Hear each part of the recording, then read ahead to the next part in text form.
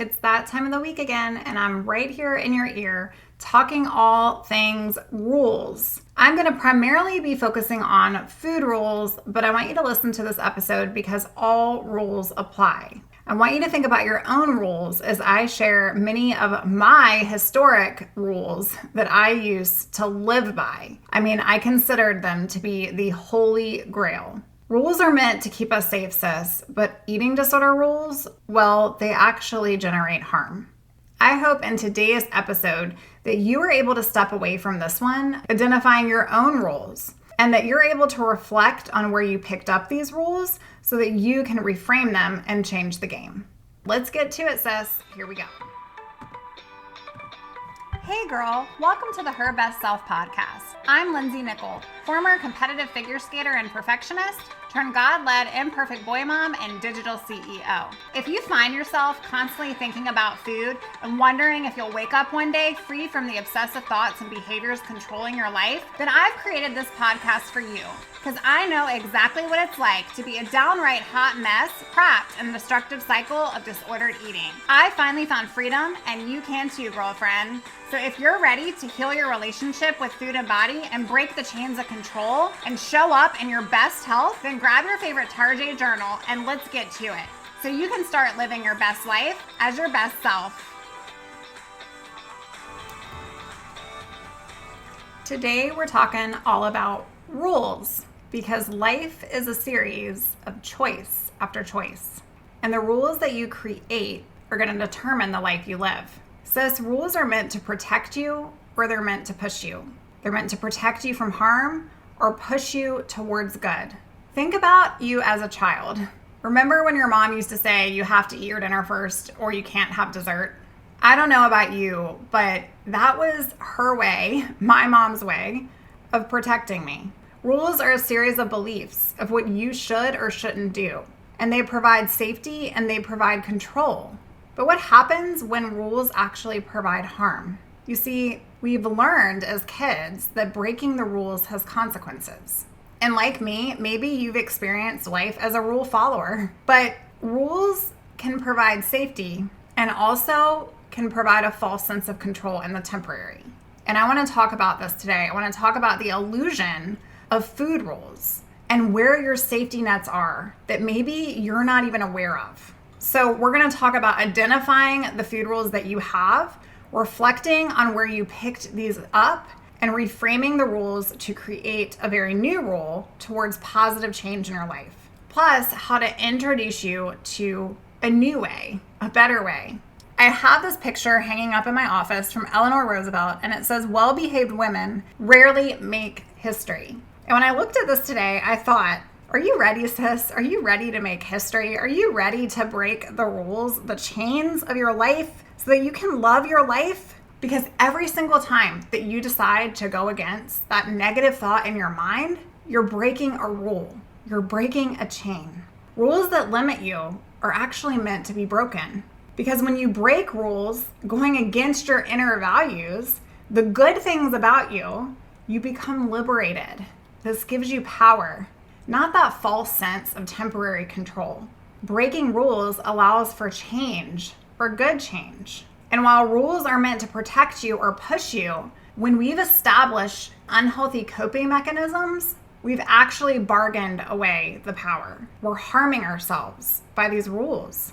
And the eating disorder mind generates those pesky, awful rules that do nothing but keep you trapped. I'm going to talk to you today about some of the common food rules that I struggled with when I was going through my very own eating disorder and recovery from it. And I'm sharing these with you not to trigger you. So if you're in a place where maybe listening to these food rules of mine is going to set you off, then I encourage you not to listen to this part of today's show. But I wanted to share some of the common food rules that I even hear today with clients of mine, and of course myself, that I had at one point in my life, because I want you to know that you're not alone. And I want you to relate. I want you to be able to dig inside your own mind and think, gosh, what are all these rules that I've created in my life that are just keeping me here and preventing me from becoming the very best version of who I'm supposed to be? One of the most common rules What can I have now is decided by what I may have later. This used to come up for me regularly. If I had toast for breakfast, then I couldn't have a sandwich for lunch.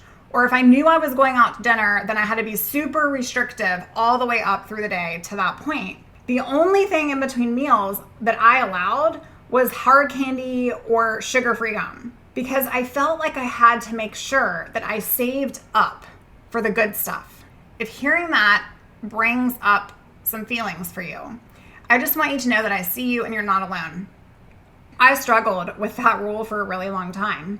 And the way out of that was first identifying all the rules that I had in my life, this being one of the biggest ones, and introducing new ways of thinking and new ways of reframing the rule. I actually had to create a rule for that rule.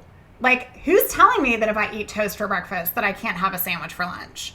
And so in recovery, I would create a rule around 2 pieces of toast for breakfast and 2 pieces of bread with my sandwich for lunch. And that would be a non-negotiable.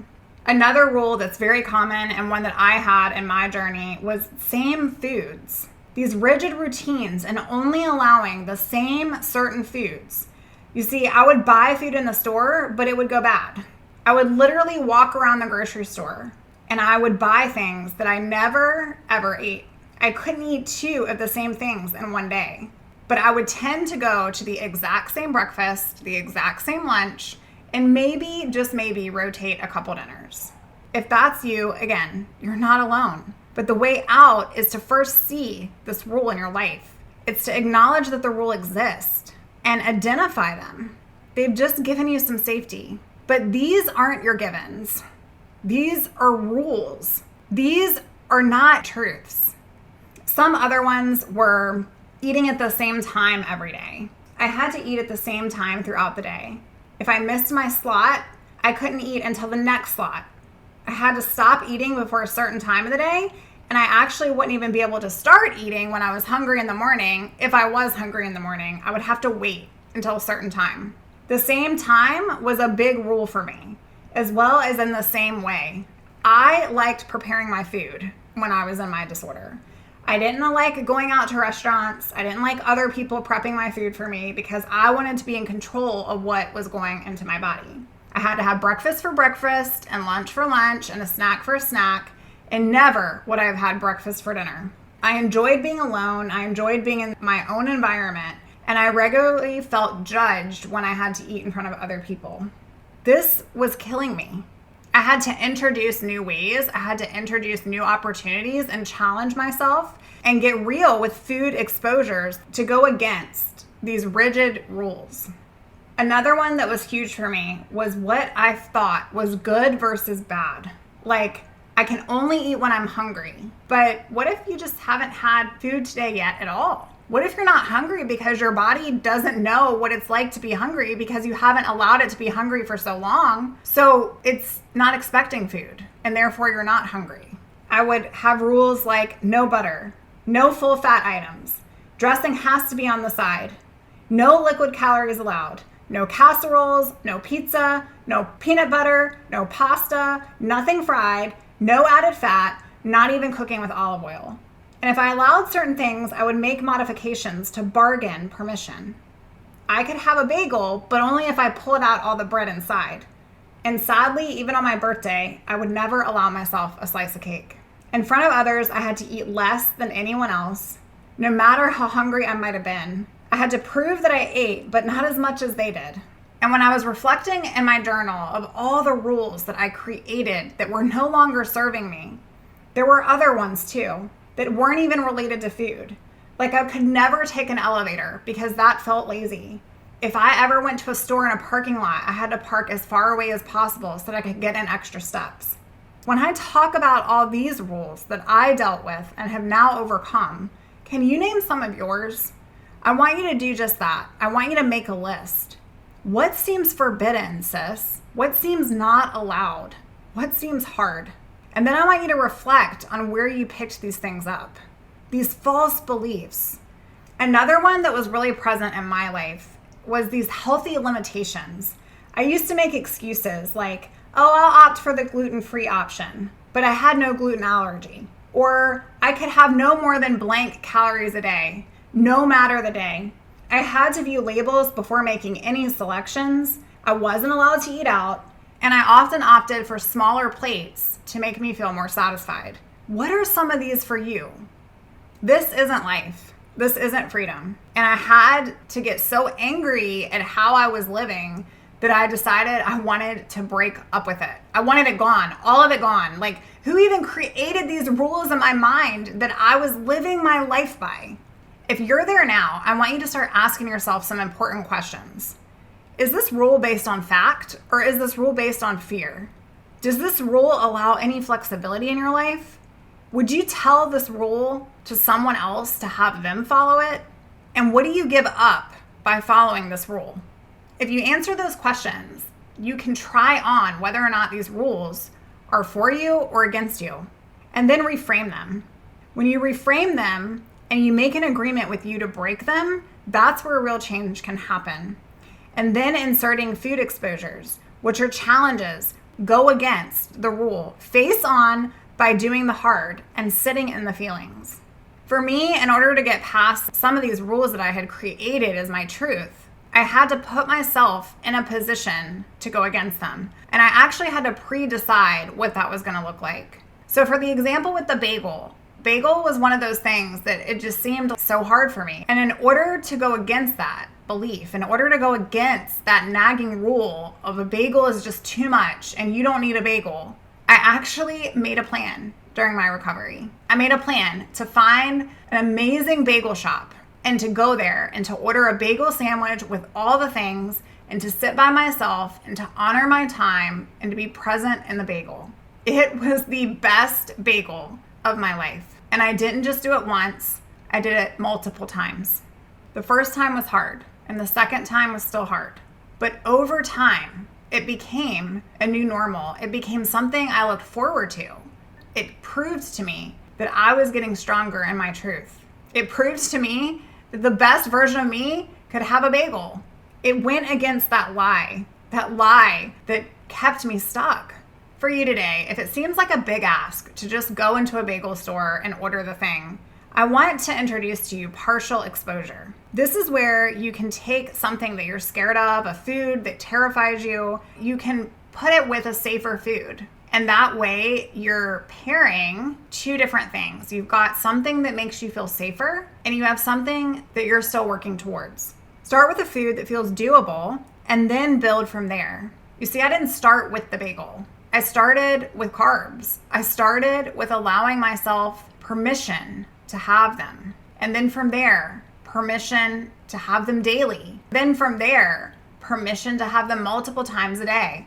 And then from there, I would try on oatmeal or a couple of slices of toast. And then from there was when I hit the bagel sandwich.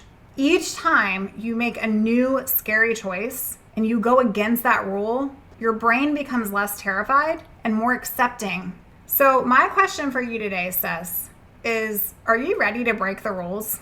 Are you tired of the rules ruling you? I believe you're ready. I believe you are so ready because you're listening to the show.